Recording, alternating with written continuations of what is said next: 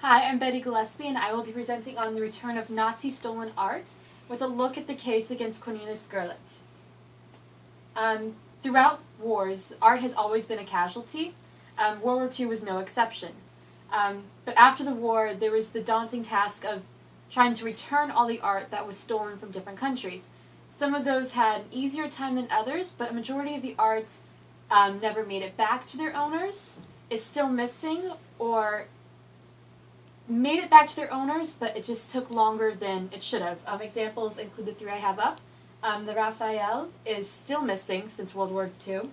The Edgar Degas painting, it's called Palace de la Concorde, and it was a painting stolen by the Nazis, but then went missing and then reappeared in St. Petersburg, and it has not been returned to its original owners.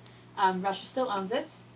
And then the one over here, which we've gone over in class before, the portrait of Adele, was stolen, and then Austria held it for many years until the courts finally allowed the family to own the art, but they eventually sold it in 2006 to an owner in New York. We're going to be going over today how the monuments men helped with the return of stolen art after the war, and then how those laws have sort of stuck around and how they affect the return of Nazi art today in Germany. And then we'll also look at how those laws affect the case against Cornelis Gurlitt.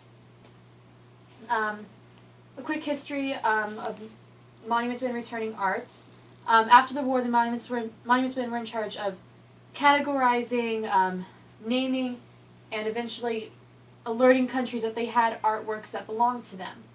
They faced a few problems, though, because the artworks had many different problems with them. One of them is that a lot of the art came from different countries, including Austria, France, Poland, Germany.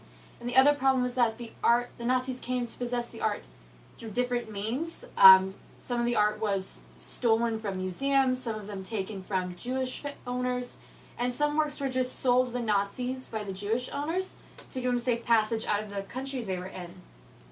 But once they had the artworks in their possession, they were sent to checkpoints, and these checkpoints was the epicenter of where all the art came through, and a lot of art went through these places. One checkpoint was estimated to have 150,000 to 1 million pieces of art go through it. And once they were at these checkpoints and they were identified, countries would come to these checkpoints and claim the art that belonged to them. It was a smooth process, but a lot of the work was never identified, and many artworks have still not been found. Fast forward to current laws today.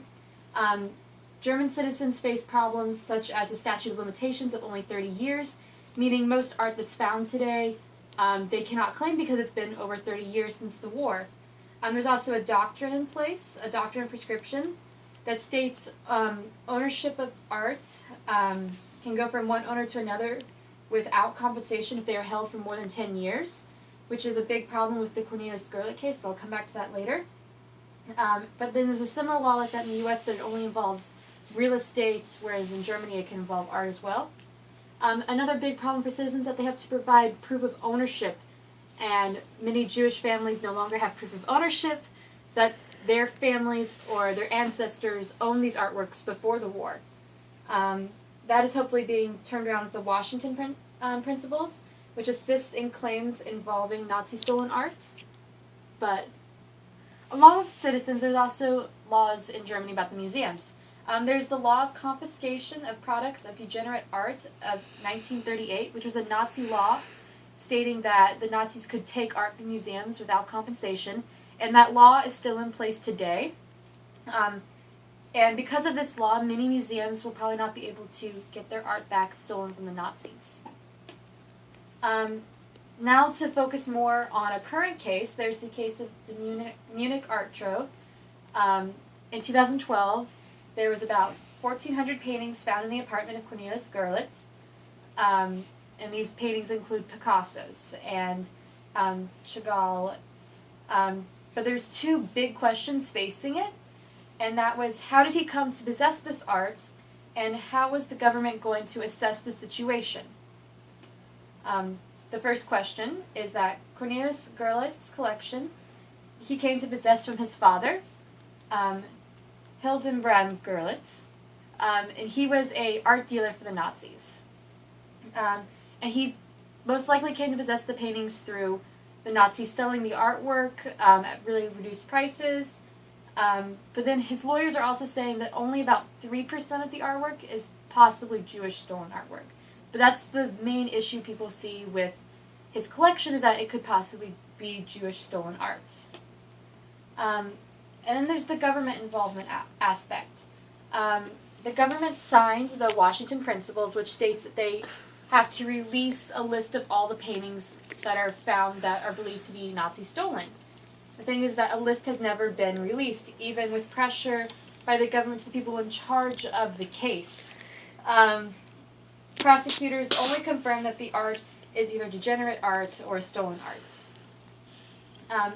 And there's also conflicting problems with the case, including the fact of the doctrine I mentioned earlier, that if you hold the art for 10 years, you don't have to have any compensation for its previous owners. Well, it's been over 10 years since World War II, and so he kind of technically owns the artwork now. But then it's also deciding on who the art should belong to. There's art record books kept by his father that help with understanding where the art came from, but it doesn't answer still the main question. And then with current laws in Germany, it's hard to say whether or not the paintings will be returned to their original owners because of that time period of 10 years for the doctrine. And the only charge that he's currently facing is a tax evasion.